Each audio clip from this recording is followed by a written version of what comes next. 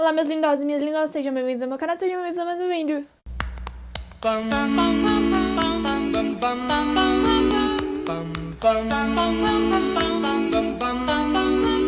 Mr. Sandman. Hoje nós vamos falar de Sandman. Antes de começar, eu queria fazer aqui o meu jabá. Tá vendo essa maquiagem aqui muito bonita? Eu fiz inspirada no Sandman. Eu peguei uma foto de inspiração no Pinterest e fiz a maquiagem. E eu vou postar no meu Instagram de maquiagem. É um Instagram que eu compartilho algumas maquiagens. Então vai estar lá. Se você quiser dar uma olhada, eu vou deixar o link aqui embaixo. Me siga se você gostar de looks de maquiagem. Eu sempre tô com uma maquiagem diferente aqui. Eu queria trazer um pouco disso pra lá, pra ensinar as pessoas a fazerem, porque não é muito difícil. Vou explicar pra vocês. Assim como no Guia do Mochileiro das Galáxias, vou deixar aqui em cima no card o link do meu vídeo sobre isso. E, essa edição aqui tem vários volumes, porque, enfim, Sandman é um quadrinho da DC. Então, nessa edição... Oi, Carol editando aqui. Eu achei que essa parte do vídeo ficou muito confusa, então eu vim tentar explicar melhor. Esse é o volume 1 de 14. Tem mais ou menos 13 ou 14 volumes na edição de aniversário, né? Nessa edição especial de 30 anos. Dentro do volume 1, tem as 8 primeiras comics. Então, é como se eu peguei aqui os da Turma da Mônica, né?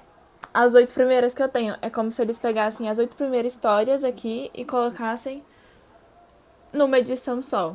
Então, é isso.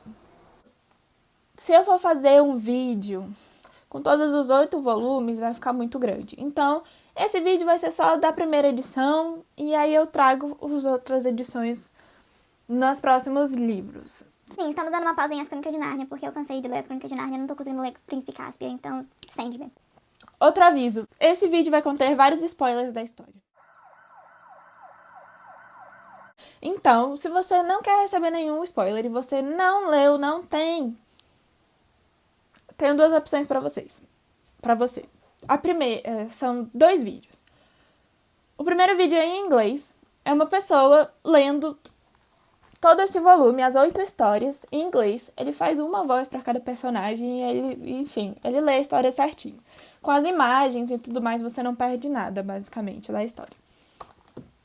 Então, eu vou deixar o link desse vídeo aqui embaixo. A segunda opção, eu só achei da primeira história, da primeira edição, né? Que é em português. O cara tá lendo em português. A primeira edição, que é a que eu vou falar nesse vídeo, eu vou deixar aqui embaixo também na descrição pra você que quer ler, né? Que gostaria de, enfim, saber dessa história antes de me ouvir falar sobre. Então, você pode simplesmente, né, comprar o livro, ou sei lá, se tiver alguma opção de baixar em PDF, você pode também. Seu critério de como você vai ler a história antes de ver esse vídeo, se você quiser. Se você não se importar com o spoiler, então seja bem-vindo, sente-se aí, pegue sua Coca-Cola, que nem eu peguei a minha aqui, e vamos embarcar nessa aventura. Ele não começa com a história direto, ele começa com introdução, na verdade. Né, porque a história foi escrita pelo Neil Gaiman, foi ilustrado pelo Sam Kieth, Mike Dringenberg e Malcolm Jones III. E tem uma introdução do Patrick Rothfuss, que ele é o autor das Crônicas do Matador do Rei. E ele conta um pouquinho da experiência dele com Sandman. E eu achei divertido trazer aqui pra vocês. Porque na introdução ele já começa falando que ele não vai contar absolutamente nada da história, porque ele gostaria que a gente lesse e entendesse exatamente o porquê que Sandman mudou a vida dele. Ele já começa falando, se tem alguma coisa que eu tenho pra te dizer, pra te convencer a ler essas histórias, é que Sandman mudou a minha vida. E aí eu olhei e falei, meu Deus, como assim? E aí fui lendo toda a introdução e ele começou a contar que ele lia muitos livros, o Patrick, né, o cara que escreveu a introdução, ele lia muitos livros e ele gostava muito de ler, mas quadrinhos não era a vibe dele, não era a coisa que ele gostava. Até que um dia ele foi pra uma festa na casa de um amigo e aí ele sentou lá no puff, no sofá, né? E puxou um exemplar de Cavaleiro das Trevas, a revista do Batman, né? A comic do Batman, o quadrinho do Batman. E ele amou. Ele ficou surpreso que quadrinhos poderiam ter uma história tão linear e profunda quanto um livro. E aí, nisso, ele perguntou pro amigo dele se ele tinha mais algum quadrinho para indicar para ele. O amigo indicou Sandman e a partir daí a vida dele mudou. Toda vez ele já leu, releu, comprou edições, várias edições de 20, 30 anos de aniversário, de não sei o que, as originais. Já comprou tudo, já leu várias vezes e ele diz que toda vez que ele lê de novo, ele encontra um novo detalhe, uma nova forma de enxergar a história. Então, pra ele mudou a vida dele, ele ama Sandman com todo o coração dele. E eu achei isso muito interessante, me animou muito pra ler, mesmo eu não sabendo exatamente né, sobre o que era a história direito. Então, nisso a gente chega... Então, nessa, eu fui ler a primeira edição, né, que é O Sono dos Justos, o nome. E começa ali em dezembro de 1916 e um cara chegando numa mansão. Eu não lembro o nome de ninguém desse começo, tipo, dessas primeiras pessoas dessa edição, porque é irrelevante, sinceramente irrelevante. Então, um cara chegando lá pra falar com o doutor numa mansão, ele fica tipo, o doutor fica tipo, você trouxe o livro? E aí o outro cara fica tipo, olha, eu não ia trazer não, mas aí o meu filho morreu, e aí eu resolvi roubar e trazer o livro pra você. E aí o doutor fica tipo, muito bem, ninguém vai mais precisar morrer, agora que a gente tem esse livro. E eu fiquei tipo, o que tá acontecendo? Me explique. O que está ocorrendo? O que está ocorrendo nesse momento? Como assim ninguém vai precisar morrer? Como assim? Tá bom, ok, vamos lá. Aí, beleza. Aí corta pra diversas histórias, digamos assim. Eles começam a mostrar diversas pessoas e a relação delas meio que com o sono, sonho e o sono e dormir. As pessoas, elas vão aparecer de novo conforme a história, essa primeira edição vai rolando. Corta para. Naquela mansão, um tempo depois, eles começam a fazer um ritual. Então, assim, a história já começa com um ritual ocultista para invocar alguma coisa. E aí eu olhei e falei, é isso, minha gente. Mas que outro tipo de história que a gente vai achar isso? Eu acho um pouco difícil, então vamos lá, né? Vamos com... Aí eles fazem todo um ritual e eles acabam invocando alguma coisa. Eles queriam invocar a morte, mas eles não invocam a morte. Eles invocam outra coisa. Quando eles veem que invocam outra coisa, eles começam a ficar assim, né, desesperados. Deu tudo errado, ferrou, deu tudo errado, porque não era a morte, era outra pessoa.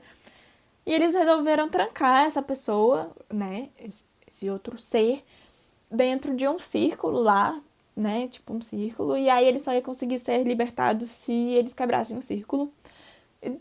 Eles queriam ver se eles conseguiam tirar alguma vantagem disso, né? Já que eles acabaram invocando alguma coisa de uma forma ou de outra. Cortamos de novo agora para aquelas mesmas pessoas que a gente falou sobre a relação delas com o sono antes.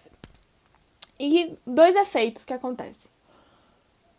Ou eles entram em um sono muito pesado, tipo, eles dormiram, do nada capotaram. E ficaram dormindo e não acordam. Ou eles têm pesadelos, muitos pesadelos não conseguem dormir porque eles têm muito pesadelo. Então, eles ficam como mortos-vivos, basicamente como zumbis, meio que dormindo acordado dormindo, sabe? Mas sem muita reação, meio que andando por aí sem rumo e sem vida, porque tá meio que acordado dormindo. Então, esses são os dois efeitos que podem ter. E aí, cada um ganhou um efeito, né? Cada um rolou um efeito. Voltamos para a pessoa que tá presa lá no porão da mansão lá do doutor ocultista. Vai ficar assim, nessa edição é tudo assim, vai e volta, vai e volta. E essa primeira edição, então, é exatamente a de introdução para todo o universo e a história. E o que vai acontecer. E aí, o doutor lá é ocultista, todo dia ele vai lá no porão para perguntar pro cara, né, que tá preso, pro ser lá que tá preso, quem é ele, o que ele faz, como ele pode tirar vantagem disso, né?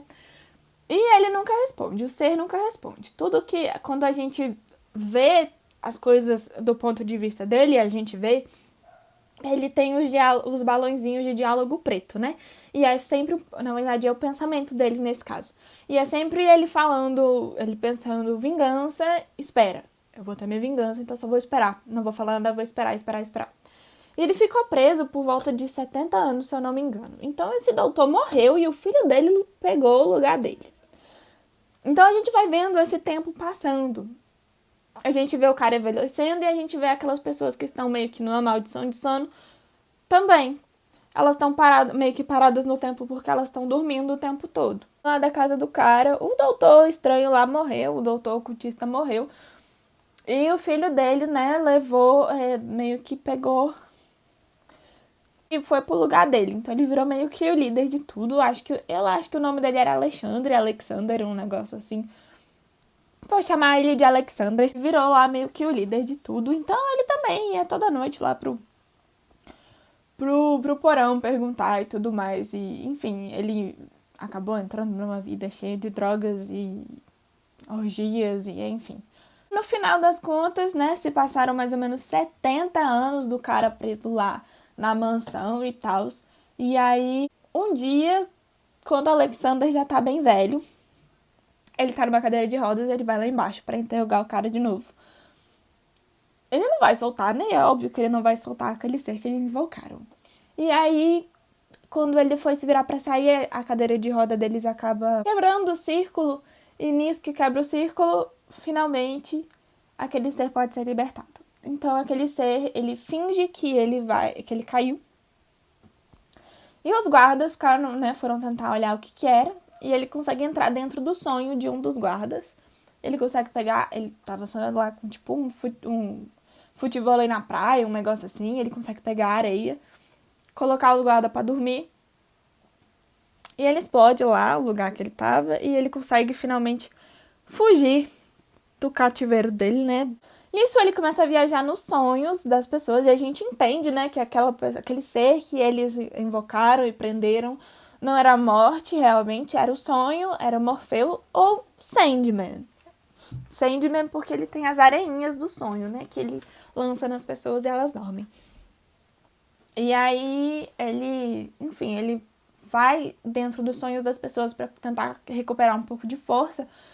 Ele colocou um pouco do poder dele em cada um dos artefatos que ele acabou chegando lá, que foi apreendido pelos ocultistas e, enfim, conta um pouquinho do que aconteceu. Um dos ocultistas pegou tudo, roubou tudo, fugiu com uma mulher. Aí a mulher foi lá e largou ele lá e roubou as coisas e fugiu também. Vendeu e... Enfim, cada um foi parar num canto. Consegue, então, se recuperar um pouco de força e, finalmente, ele foi tentar atingir a sua vingança. Então, ele foi pro sonho do Alexander, que tava tirando sua sorequinha da tarde. Sandman não perdeu a chance. Entrou lá, conversou um pouco com ele, perguntou onde é que estavam as coisas dele, né? Ele tava bem irritado. O Vale falou que foi roubado, e aí o Sandman usou o pouco de força que ele conseguiu recuperar pra colocar uma maldição no Alexander velho. Em que, basicamente, toda vez que, tipo, ele dorme, aí ele tem um pesadelo, aí ele acorda. Aí ele acorda e aí ele fica desesperado e aí ele vê que, na verdade, ele não tá acordado, ele só tá em outro pesadelo. E aí ele acorda desse pesadelo e vê que tá em outro pesadelo. E é assim pra sempre, é como se fosse um pesadelo acordado, entendeu? Então o tempo todo ele tá tendo um pesadelo, basicamente, vivendo em um pesadelo. E essa foi a maldição que o Sandman colocou.